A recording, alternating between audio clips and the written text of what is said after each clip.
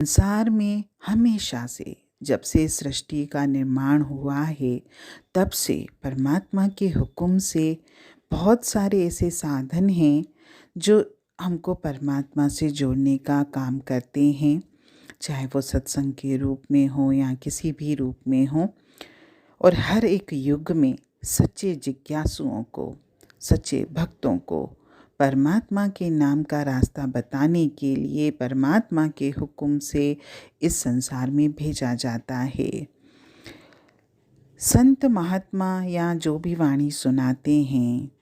वो किसी खास समय या काल में नहीं आते। वे तो किसी खास कौम या खास मुल्क से भी बंधे हुए नहीं होते। वे तो हर युग में आते हैं, हर कौम में आते हैं, हर मजहब में आते हैं, हर मुल्क में आते हैं और हमको बार बार ये चीज़ समझाते हैं कि दुनिया के सारे रिश्ते नाशवान हैं। हमारे तो बहुत सारे रिश्ते, बहुत सारे दोस्त मित्र हमसे जीते जी ही अलग हो जाते हैं और जो रह भी जाते हैं तो आखिर में वो भी छूट जाते हैं, क्योंकि आखिर में कोई किसी के साथ नहीं जाता और ना ही कोई किसी की मदद कर सकता है। केवल सत्संग, वाणियाँ और परमात्मा का जो रास्ता है और वो स्वयं परमपिता परमात्मा जिससे हम अपने जीवन में जुड़ जाते हैं, वही मौत के बाद भी हमारा साथ नहीं छोड़ते। हमें ऐसे साधनों की तलाश करनी है ताकि मैं इस जीवन में रहते हुए भी उस परमपिता परमात्मा को प्राप्त करने में कामयाब हो सकूं, ताकि मेरा जो ये जीवन, सांसारिक जीवन जब भी समाप्त हो तब मेरी आत्मा उस परमपिता परमात्मा से मिल जाए और इस जन्म मरण के चक्कर से मुक्त हो जाए। हमें संसार में ऐसे साधनों की तलाश करनी पड़ेगी और करनी चाहिए भी, जहाँ जाके मेरा मन उस परमात्मा में रमे, उस परमात्मा को याद करे, उस परमात्मा से प्रेम करना सीखे। अगर हम शास्त्रों का अध्ययन करते हैं तो हमको कितने सारे संत महात्माओं के जीवन के बारे में पता चलता है कि उन्होंने दूसरों के जीवन को परमात्मा से जोड़ने के लिए कितने प्रयास किए।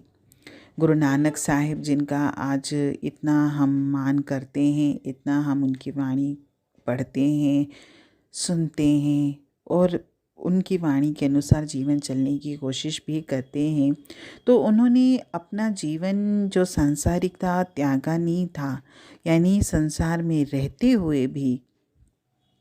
उन्होंने अपने बाल बच्चों की भी परवरिश की थी, लेकिन इसके बाद भी उन्होंने साध संगत के साथ भी उतना ही समय दिया।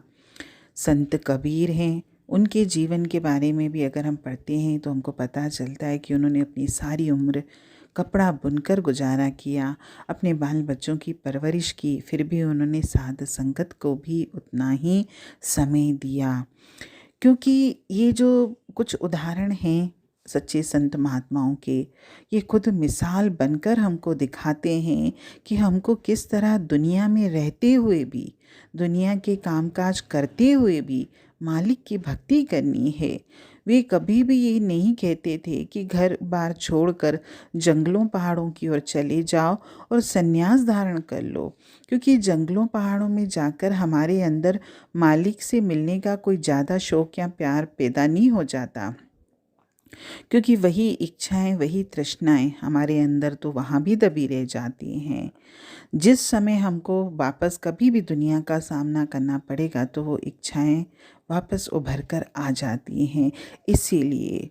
उन्होंने सदैव ये शिक्षा दी कि